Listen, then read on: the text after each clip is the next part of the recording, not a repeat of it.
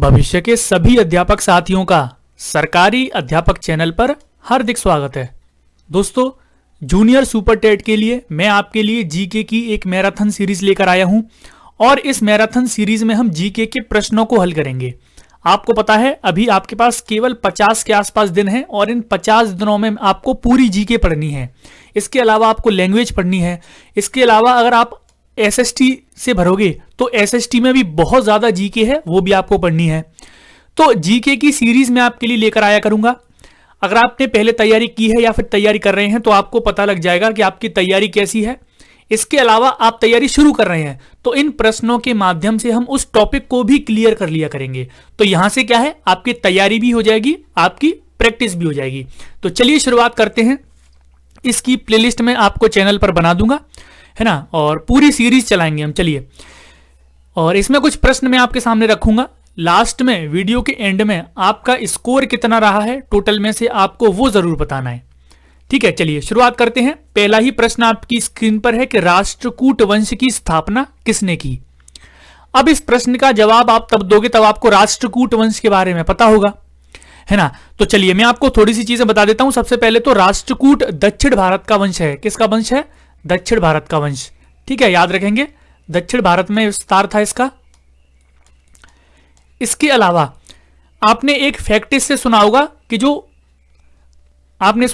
एलोरा और अजंता की गुफाएं हैं, एलोरा अजंता के जो मंदिर हैं, उनका निर्माण भी किसने करवाया था? राष्ट्रकूट राजाओं ने। ठीक है, तो एक तो ये फैक्ट हो गया। तीसरा ये है, इसका आंसर सबसे पहले मैं आपको बता देता हूं। इसकी स्थापना करी थी आपकी दंती दुर्ग ने। किसने की थी? दंती दुर्ग ने। तो दंती दुर्ग ने राष्ट्रकूट वंश की स्थापना करी थी। दक्षिण भारत का एक वंश था ये।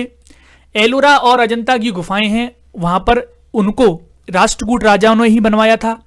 इसका एक राजा था कृष्ण प्रथम। ये आप दूसरा ऑप्शन देख रहे हैं, कृष्ण प्रथम इसी का एक राजा था और इसी का इंद्र द्वितीय भी इसका राजा था। तो ये जो कृष्ण प्रथम राजा था ये भी एक प्रसिद्ध शासक था और इसने एलोरा की गुफाओं में शिव मंदिरों का निर्माण करवाया था। कैलाश मंदिर का जो निर्माण है, कैलाशनाथ मंदिर का निर्माण इसी ने करवाया था। तो आपको राष्ट्रकूट वंश से संबंधित सारी चीजें पता होनी चाहिए कि दक्षिण भारत का राज्य था, इसकी स्थापना दंती दुर्ग ने की थी, एलोरा की गुफाओं का निर्माण इन्होंने करवाया था। ठीक है, चलिए आगे बढ़ते हैं। सेन वंश की स्थापना किसने करी थी? तो सेन वंश के बारे में आपको पता होना चाहिए। वल्लभ सेन, हेमंत सेन, विजय सेन या फिर सूरसेन। बताएंगे नीचे कमेंट सेक्शन में कि सेन वंश की स्थापना किसने की। चलिए आंसर मैं आपको बता देता हूं। इसका जो सही जवाब है वो ऑप्शन नंबर बी है, हेमंत सेन। कभी कभी इसको सामंत सेन भी कहते हैं, है ना। इसका नाम आपको कई बुक्स में सामंत सेन भी दिखेगा, तो कंफ्यूज मत होना। सेन वंश का संस्थापक कौन है? हेमंत सेन। कौन है? हेमंत सेन। अब मैं आपको बता देता हूं, जो सेन वंश है ये बंगाल का वंश था। कहां का था? बंगाल का। तो ये भी आप लिख लीजिए, बंगाल का वंश था ये सेन वंश। ठीक है, और हाँ, हेमंत सेन या फिर सामंत सेन इसका शासक था। इसकी स्थापना करी थी और इसमें एक राजा था लक्ष्मण सेन।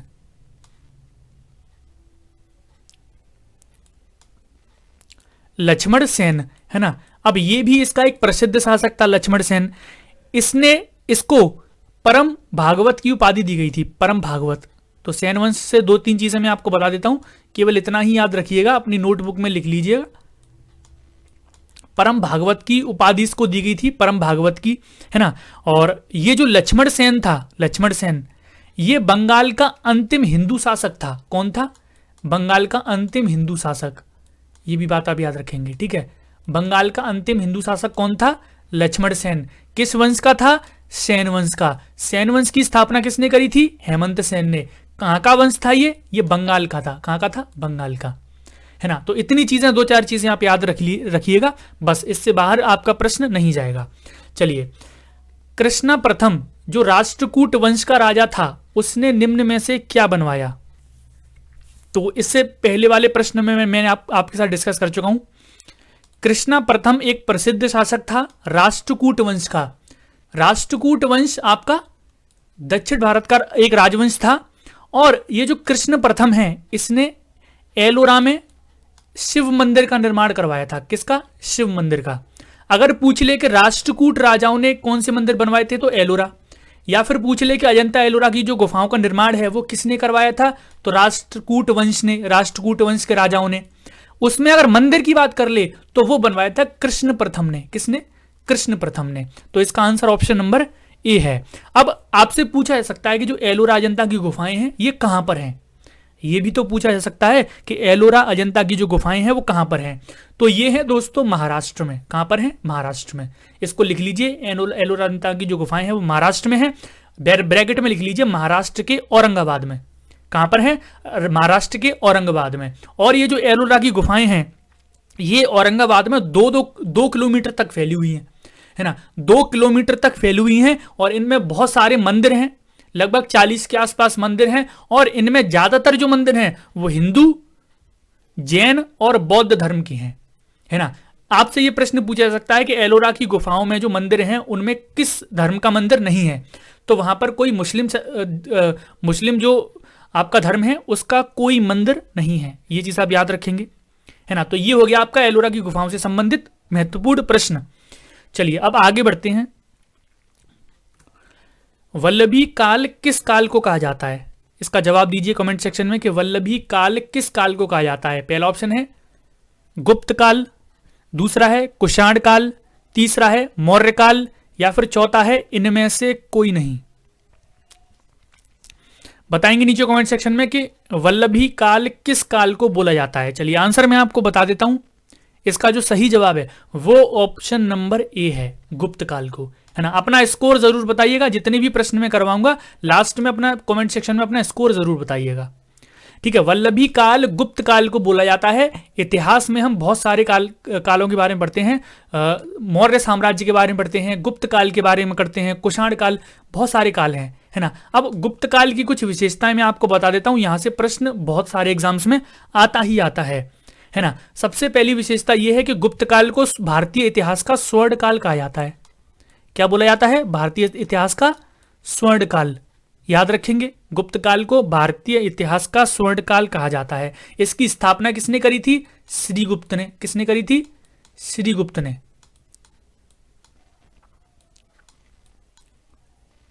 गुप्त काल की स्थापना किसने करी थी? श्रीगुप्त ने। श्रीगुप्त का पुत्र था चंद्रगुप्त प्रथम, जो इसका महत्वपूर्ण शासक था। इसका था समुद्रगुप्त, इसका पुत्र था चंद्रगुप्त द्वितीय, कुमारगुप्त। इस तरह से इसके बहुत सारे शासक रहे हैं गुप्त काल में, है ना। अब थोड़ी सी मैं आपको यहां से चंद्रगुप्त प्रथम के बारे में बता देता हूं।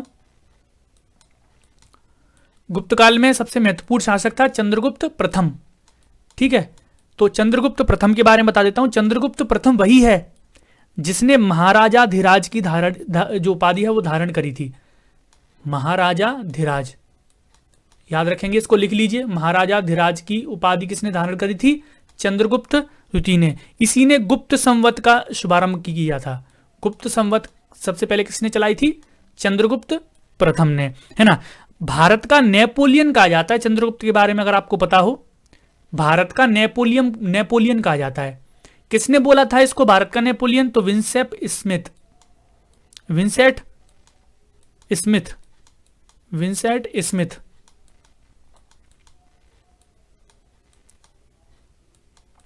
है ना। तो ये कुछ इंपॉर्टेंट चीजें हैं इसके बारे में। इसके अलावा कुमारगुप्त, इसका एक शासक था, कुमारगुप्त भी था, है ना। और बहुत सारे शासक थे, चंद्रगुप्त द्वितीय था, समुद्रगुप्त था, है ना। अच्छा, मैं एक चीज यहां पर मिस कर रहा हूं कि ये जो चंद्रगुप्त प्रथम है ना, इसको भारत का नेपोलियन नहीं कहा जाता था। भारत का जो नेपोलियन है वो समुद्रगुप्त को बोला गया था, ठीक है, याद रखेंगे। यहाँ पर थोड़ा सा मैं भूल गया था। समुद्रगुप्त को भारत का नेपोलियन कहा जाता था। किसने बोला था भारत का नेपोलियन इसको? विंसेंट स्मिथ ने। और एक इसमें था कुमारगुप्त। कुमारगुप्त से केवल इतना ही प्रश्न आता है कि जो हूणों का आक्रमण किसके शासनकाल में हुआ था, तो वो कुमारगुप्त के शासनकाल में हुआ था, है ना। तो ये चीज कुछ याद रखेंगे आप। और कुमारगुप्त प्रथम एक शासक था जिसके शासनकाल में जो नालंदा विश्वविद्यालय है उसकी स्थापना हुई थी, है ना। तो ये कुछ इंपॉर्टेंट चीजें हैं गुप्त साम्राज्य से, गुप्त काल से। बहुत बड़ा है गुप्त काल अपने आप में, है ना। चलिए आगे बढ़ते हैं। कुषाणों ने किसके सिक्के चलवाए? सोने के, चांदी के, तांबे के, या फिर इन सभी के? बताएंगे नीचे कमेंट सेक्शन में आंसर क्या होगा। कुषाणों ने किसके सिक्के चलवाए? चलिए आंसर मैं आपको बता देता हूं, इसका जो सही जवाब है ऑप्शन नंबर डी है। कुषाणों ने सोने के सिक्के भी चलवाए, चांदी के भी चलवाए और तांबे के भी चलवाए। ठीक है, तो ये इंपॉर्टेंट पॉइंट है। और कुषाण वंश की थोड़ी सी मैं आपको बता देता हूं। कुषाण वंश अपने आप में एक वंश था। इसकी जो स्थापना है वो की थी कुजुल ने। किसने? कुजुल। इसको लिख लीजिए, कुषाण वंश की स्थापना करी थी कुजुल। इसका पूरा नाम था कुजुल फडफिसेस। तो इसका पूरा नाम याद रखिएगा, ठीक है, क्योंकि कभी कभी क्या होता है एग्जाम में फडफिसेस ही आता है, कुजुल नहीं आता, कभी कभी कुजल आ जाता है। तो कुजुल फडफिसेस ने कुषाण वंश की स्थापना करी थी, है ना। और सबसे पहले भारत में ये भी पूछा जाता है कि सबसे पहले भारत में सोने के सिक्के किसने चलवाए थे? तो वो कुषाणों ने ही चलवाए थे। ठीक है, सोने के सिक्के, क्योंकि प्रश्न देखिए अलग कह रहा है। प्रश्न कह रहा है कि कुषाणों ने किसके सिक्के चलवाए? तो सोने चांदी तांबे के सिक्के चलवाए थे, लेकिन सबसे पहले सोने के सिक्के की बात आ जाती है तो वो भी कुषाण ही है ना। तो सबसे पहले सोने के सिक्के किसने चलवाए? कुषाणों ने।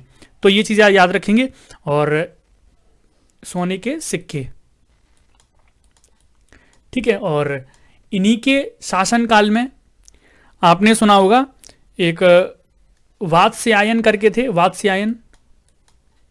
वात्स्यायन, जिन्होंने कामसूत्र नामक पुस्तक लिखी थी। ठीक है, कामसूत्र की रचना करी थी।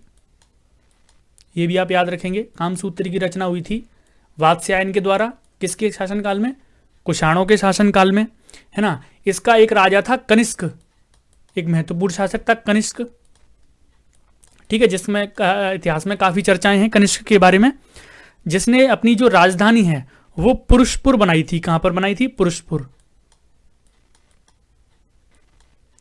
पहली राजधानी पुरुषपुर बनाई थी। अच्छा, पुरुषपुर कहां पर है? ये पेशावर का ही नाम है। पेशावर को बोलते हैं जहां जो पाकिस्तान में पेशावर है। ठीक है, पेशावर का ही नाम है पुरुषपुर। और जो दूसरी राजधानी थी वो मथुरा बनाई थी। कहां पर बनाई थी? मथुरा। तो ये चीज आप याद रखेंगे। इसका अंतिम शासक था, कुषाण वंश का अंतिम शासक था, लिख लीजिए इसका नाम भी, वसुदेव। वसुदेव, ये वही वसुदेव है जो अध्यक्ष उपाध्यक्ष बनाया गया था, जो चौथी बौद्ध संगीति हुई थी। अगर आपको याद है तो वो मैं आपको आगे बताऊंगा, है ना। चतुर्थ बौद्ध संगीति कहां पर हुई थी? कुंडलवन में, कश्मीर के कुंडलवन में। वहां पर जो अध्यक्ष थे वो वशमित्र थे। ठीक है, याद रखेंगे। चलिए आगे बढ़ते हैं। अंतिम मौर्य सम्राट कौन था? अंतिम मौर्य सम्राट कौन था? जैसे हमने मौर्यों के बारे में पढ़ा, चंद्रगुप्त मौर्य, कुमारगुप्त, समुद्रगुप्त, है ना, चंद्रगुप्त द्वितीय। तो अंतिम मौर्य सम्राट कौन था? यह भी बहुत पूछा जाता है आपसे। तो अंतिम मौर्य सम्राट का मैं आपको बता देता हूं। इसका जो आंसर है वो ऑप्शन नंबर बी है, बृहद्रथ। क्या नाम था इसका? बृहद्रथ। ठीक है, और ये जो बृहद्रथ था अंतिम शासक था, और इसकी हत्या किसने करी थी? तो पुष्यमित्र शुंग ने। किसने करी थी? पुष्यमित्र शुंग। पुष्यमित्र शुंग ने इसकी हत्या कर दी थी और शुंग वंश की स्थापना करी थी। ठीक है, तो ये आप याद रखेंगे। शुंग वंश की जो स्थापना है पुत्रमिश्र शुंग ने बृहद्रथ की हत्या करके की, है ना। और चंद्रगुप्त, अच्छा ये मौर्य साम्राज्य है। ठीक है, याद रखेंगे। मैं आपको अभी गुप्त साम्राज्य के बारे में बता रहा था, ये मौर्य साम्राज्य है। इसके जो शासक है वो मैं आपको बता देता हूं। चंद्रगुप्त मौर्य है, बिंदुसार है और अशोक है। ठीक है, याद रखेंगे। और इसकी जो स्थापना है वो किसने करी थी? चंद्रगुप्त मौर्य ने। किसकी सहायता से करी थी? तो चाणक्य की सहायता से, है ना। और इन्हीं के दरबार में इनका एक युद्ध हुआ था। यूनान का शासक था सेल्यूकेटर। नाम क्या था? सेल्यूकस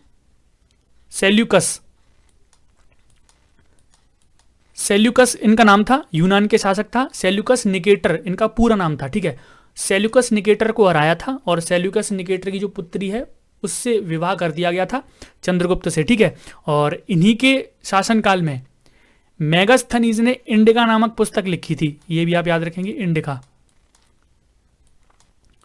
जो मेगास्थनीज है वो राजदूत बनकर आया था। किसने भेजा था? इस सेल्यूकस निकेटर ने ही भेजा था। ठीक है, और उस मेगास्थनीज ने भी क्या है? इंडिका नामक पुस्तक लिखी, जिसमें इंडिया के बारे में काफी वर्णन मिलता है।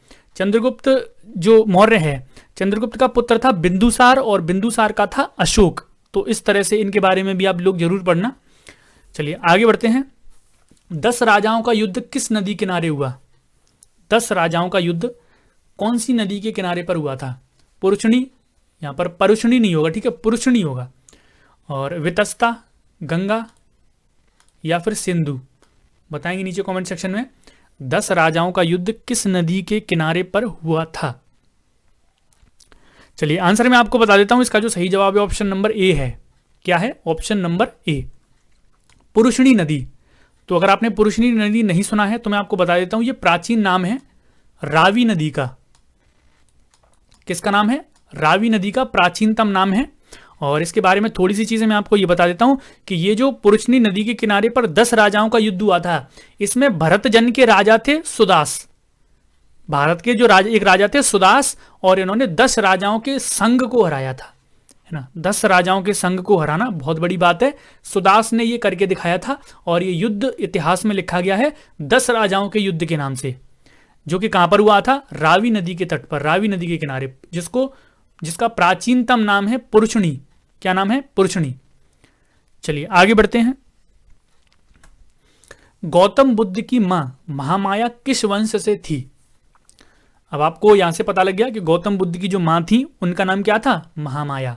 अब पूछा गया है कि वो किस वंश की थी, तो लिच्छवी वंश की, कोल्य वंश की, सोलंकी वंश की या फिर शाक्य वंश की? बताएंगे नीचे कमेंट सेक्शन में आंसर क्या होगा, बताइए नीचे कि गौतम बुद्ध की मां महामाया किस वंश की थी। चलिए आंसर मैं आपको बता देता हूं। इसका जो सही जवाब है वो ऑप्शन नंबर बी है। क्या है? ऑप्शन नंबर बी, कोल्य वंश की थी। ठीक है, तो ये तो उनकी मां के बारे में हो गया, है ना। और बचपन का नाम, गौतम बुद्ध के बचपन का नाम क्या था? आपको पता होना चाहिए, सिद्धार्थ, है ना। और इनसे बहुत सारी घटनाएं हैं। बौद्ध संगीतिया कहां पर हुई, वो सारी चीजें याद रखना। इन्होंने सबसे पहला उपदेश कहां पर दिया था? तो सारनाथ में दिया था, जिसको क्या बोला गया? धर्म चक्र परिवर्तन, धर्म चक्र परिवर्तन बोला गया था, है ना। और इनको ज्ञान की प्राप्ति बोधि वृक्ष की नीचे हुई थी। तो पूछ जाता है कि कौन सी नदी, तो निरंजना नदी के किनारे है, निरंजना, जो कि कहां पर है? बोधगया में ही है। बोधगया कहां पर है? बोधगया में। बोधगया तो बिहार में है। बोधगया कौन सा स्थान है वहां पर? तो उरुवेला स्थान था एक, उरुवेला। तो ये सारी चीजें आपको याद रखनी है कि उरुवेला स्थान पर निरंजना नदी के किनारे बोधि वृक्ष के नीचे ज्ञान की प्राप्ति हुई थी गौतम बुद्ध को। पहला जो उपदेश दिया था उनको, जो सारनाथ में दिया था, उसको बोला गया धर्म चक्र परिवर्तन। तो बहुत सारी जो घटनाएं घटी हैं गौतम बुद्ध के जीवन में, तो उन घटनाओं को अलग अलग नामों से जाना गया है। तो ये चीज आप याद रखेंगे, है ना। चलिए आगे बढ़ते हैं। और कुछ बौद्ध संगीतियां हैं, जैसे पहली बौद्ध संगीति हुई थी, दूसरी हुई थी। तो पहली बौद्ध संगीति राजगृह में हुई थी। कहां पर हुई थी? राजगृह में। तो ये चीजें आप याद रखेंगे। जैसे दूसरी बौद्ध संगीति है वैशाली में हुई थी, वैशाली में, है ना। तीसरी बौद्ध संगीति है वो पाटलिपुत्र में हुई थी। चौथी बौद्ध संगीति कुंडलवन, कुंडलवन कहां पर है? कश्मीर में। और जैसे इनके अलग अलग शासन, अलग अलग राजाओं के शासन भी पूछे जाते हैं कि जो पहली बौद्ध संगीति राजगृह में हुई थी उस समय शासक कौन था? तो आपको पता होना चाहिए कौन था? अजातशत्रु। दूसरी बौद्ध संगीति हुई थी वैशाली में, तो तब कौन सा शासक था? कालाशोक। तीसरी बौद्ध संगीति हुई थी पाटलिपुत्र में, तब कौन शासक था भारत में? अशोक।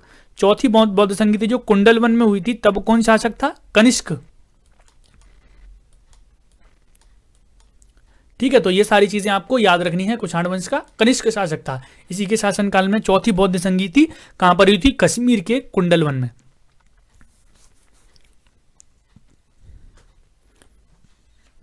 और क्या क्या चीजें आप याद रखोगे गौतम बुद्ध से, है ना। इनके बचपन का नाम मैंने आपको बता दिया, क्या था? सिद्धार्थ। माता का नाम इन्होंने बता दिया महामाया। कौन सी वंश की थी? कोली वंश की। ठीक है, और जैसे मैंने आपको बताया कि पहला उपदेश दिया था सारनाथ में, तो धर्म चक्र परिवर्तन उसको कहा गया। महापरिनिर्वाण, जब इनको ज्ञान की प्राप्ति हुई थी उसको महापरिनिर्वाण बोला गया।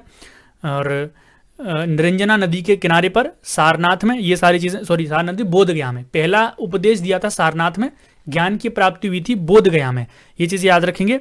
और इनकी जो मृत्यु है वो कुशीनगर में हुई थी। कहां पर हुई थी? कुशीनगर में, कुशीनगर। और जब इनकी मृत्यु हुई थी तो उसको बोला गया, क्या बोला गया? महापरिनिर्वाण, है ना, उसको बोला गया महापरिनिर्वाण। तो गौतम बुद्ध से जो भी इंपॉर्टेंट चीजें हैं सारी चीजें आपको याद रखनी है। चलिए आगे बढ़ते हैं। वल्लभी विद्यालय का विकास किसने करवाया? एक विद्यालय है वल्लभी विद्यालय, विश्वविद्यालय, यूनिवर्सिटी है। इसका विकास किसने करवाया? भट्टारक ने, गोपाल ने, कुमारगुप्त ने या फिर धर्मपाल ने? अब बताएंगे नीचे कमेंट सेक्शन में कि जो वल्लभी विश्वविद्यालय है इसका विकास किसने करवाया। तो आंसर मैं आपको बता देता हूं, इसका जो सही जवाब है ऑप्शन नंबर ए है, भट्टारक। याद रखेंगे, अगर पूछ ले कि वल्लभी विश्वविद्यालय है कहां पर, तो गुजरात में। गुजरात में भी पूछ ले कहां पर है, तो गुजरात के सौराष्ट्र में। ठीक है, याद रखेंगे वल्लभी विश्वविद्यालय कहां पर है, गुजरात में, गुजरात के सौराष्ट्र में। इसका विकास किसने करवाया? भट्टारक ने। चलिए आगे बढ़ते हैं। नालंदा विश्वविद्यालय से भी प्रश्न आता है कि जो नालंदा विश्वविद्यालय है उसका विकास किसके काल में हुआ था? चलिए बताइए नीचे कमेंट सेक्शन में कि जो नालंदा विश्वविद्यालय है उसका विकास किसके उस काल में हुआ था। आंसर है आपका ऑप्शन नंबर सी, कुमारगुप्त। किसके का शासनकाल में हुआ था? कुमारगुप्त के। तो मैंने अभी आपको गुप्त साम्राज्य के बारे में सारी चीजें बताई, और गुप्त साम्राज्य में चंद्रगुप्त प्रथम, कुमारगुप्त, समुद्रगुप्त, सारी चीजें बताई।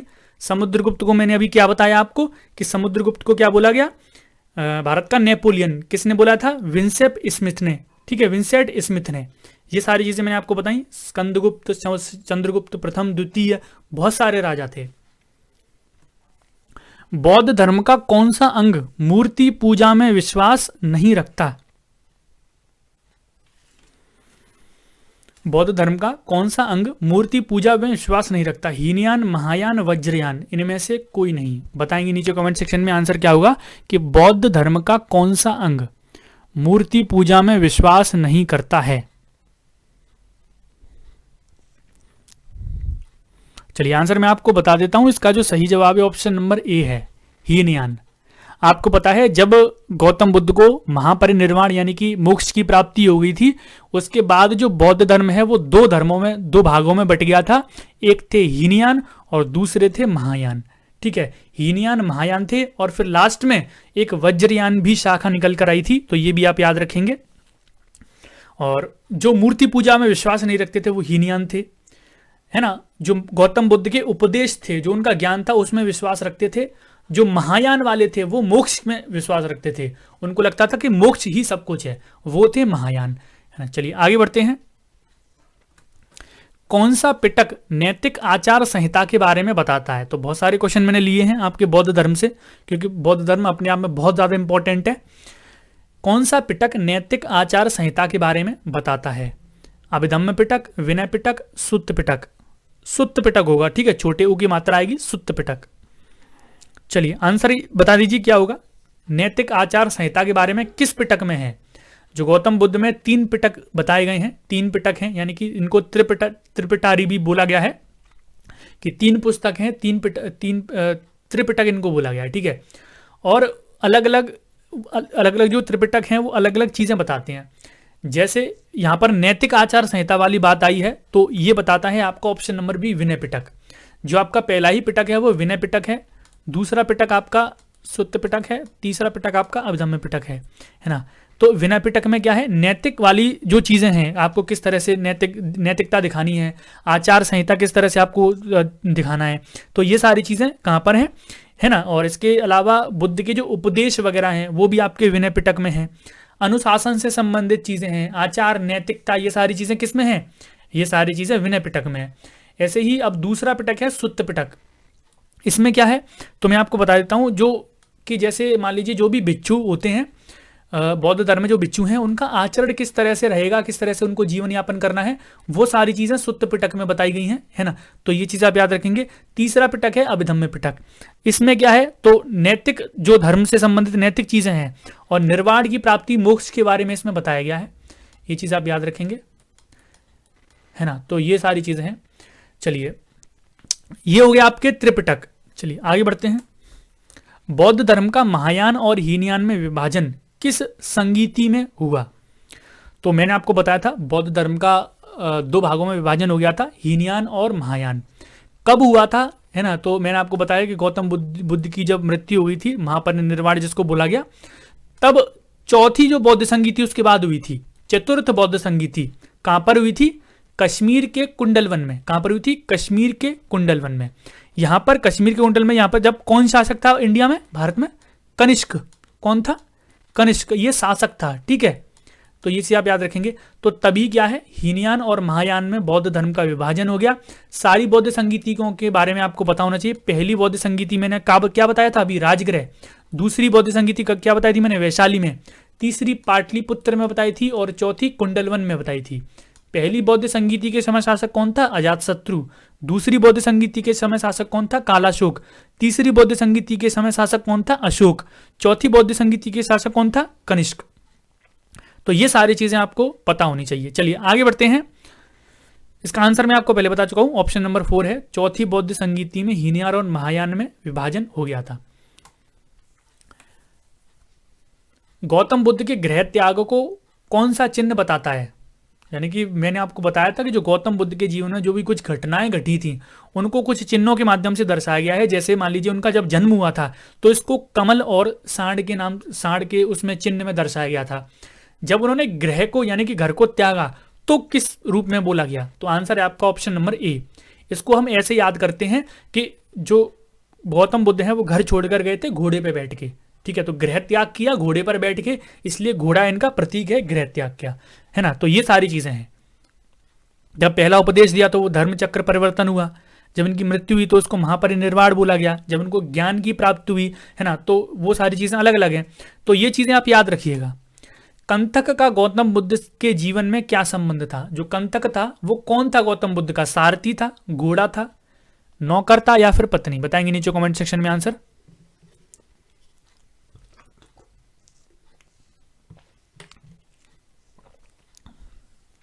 चलिए आंसर मैं आपको बता देता हूं। इसका जो सही जवाब है ऑप्शन नंबर बी है, घोड़ा। जो कंतक था गौतम बुद्ध का घोड़ा था, याद रखेंगे आप, ठीक है।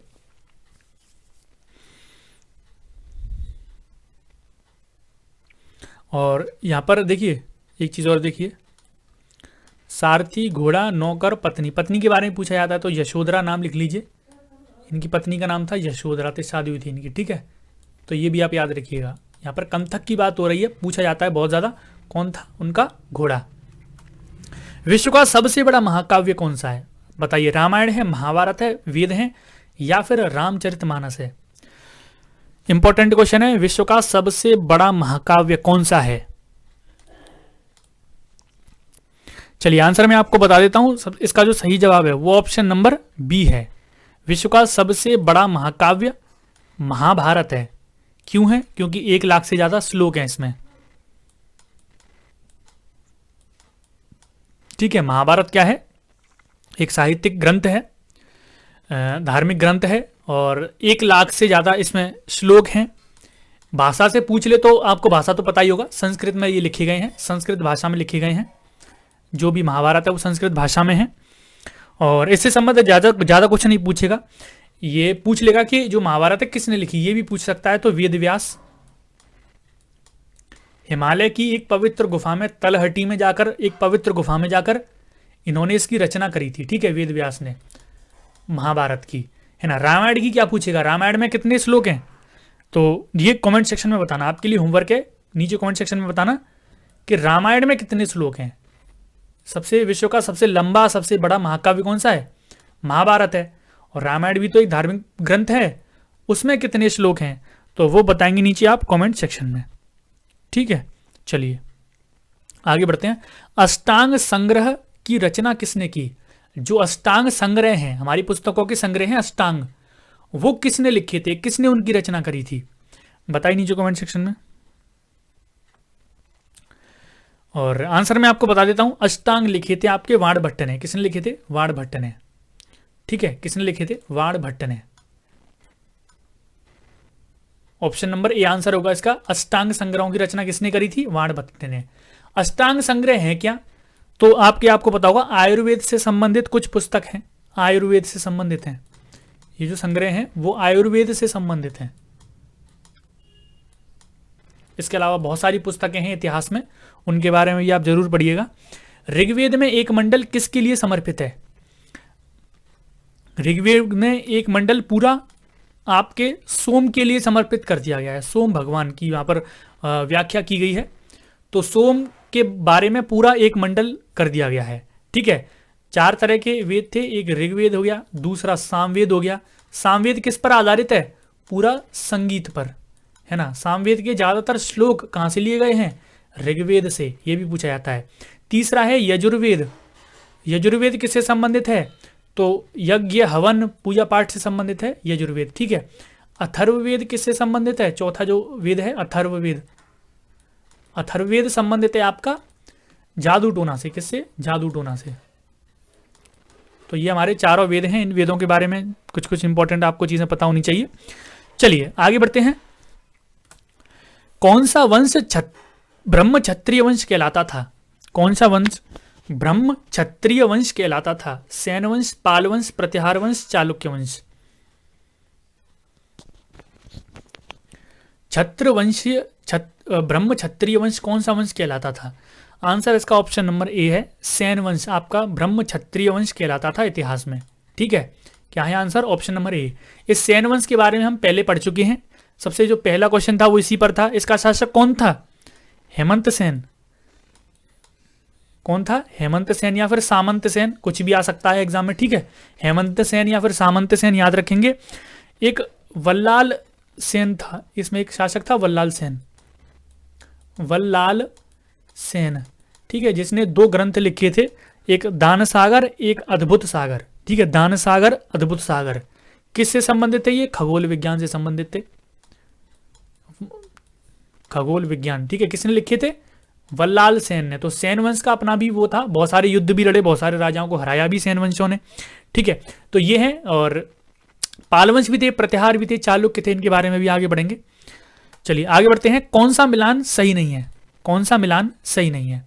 नागनाद हर्ष, मुद्रा राक्षस विशाखदत्त, मृच्छकटिक शूद्रक, या फिर रत्नावली राजशेखर।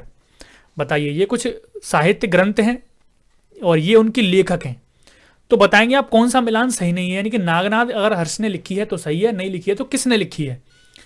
चलिए बताएंगे नीचे कमेंट सेक्शन में। आंसर मैं आपको बता देता हूं। इसका जो सही जवाब है वो ऑप्शन नंबर डी है, रत्नावली। रत्नावली राजशेखर ने नहीं लिखी है, रत्नावली आपकी उदयन ने लिखी है। किसने लिखी है? उदयन। इसके अलावा ये सारी पुस्तकें भी आप लिख लीजिए, ये सारी पुस्तकें याद कर लीजिए। नागनाद किसने लिखी है? एक संस्कृत नाटक है नागनाद, अगर आपको याद हो तो एक संस्कृत का नाटक है ये नागनाद। किसने लिखा है? राजा है ये, हर्ष राजा, ठीक है, एक हर्ष राजा ने लिखा है। मुद्रा राक्षस किसने लिखा है? विशाखदत्त ने। मृच्छकटिकम शूद्रक ने लिखा है। और जो रत्नावली है वो उदयन ने लिखी है, ठीक है। तो दोस्तों ये कुछ हिस्ट्री के क्वेश्चंस थे, मैं आपके लिए आज लेकर आया हूं और उम्मीद करता हूं कि यहाँ से कुछ बहुत सारी चीजें आपको सीखने को मिली होंगी। जूनियर सुपर टेट एग्जाम के लिए आपके लिए ऐसे ही कुछ सीरीज चलाई जाएंगी, क्वेश्चंस की सीरीज चलाई जाएंगी। हिस्ट्री, पॉलिटी, ज्योग्राफी, इकोनॉमिक्स वगैरह, करंट अफेयर वगैरह भी सारी चीज़ें हम इसमें कवर करेंगे। तो उम्मीद करता हूँ यहाँ से काफ़ी कुछ आपको सीखने को मिला होगा। अगर आपको यहाँ से कुछ भी सीखने को मिला है तो इस वीडियो को लाइक शेयर जरूर करेंगे, सब्सक्राइब चैनल को जरूर कर लेंगे। मिलते हैं नेक्स्ट वीडियो में। आज के लिए इतना ही, धन्यवाद।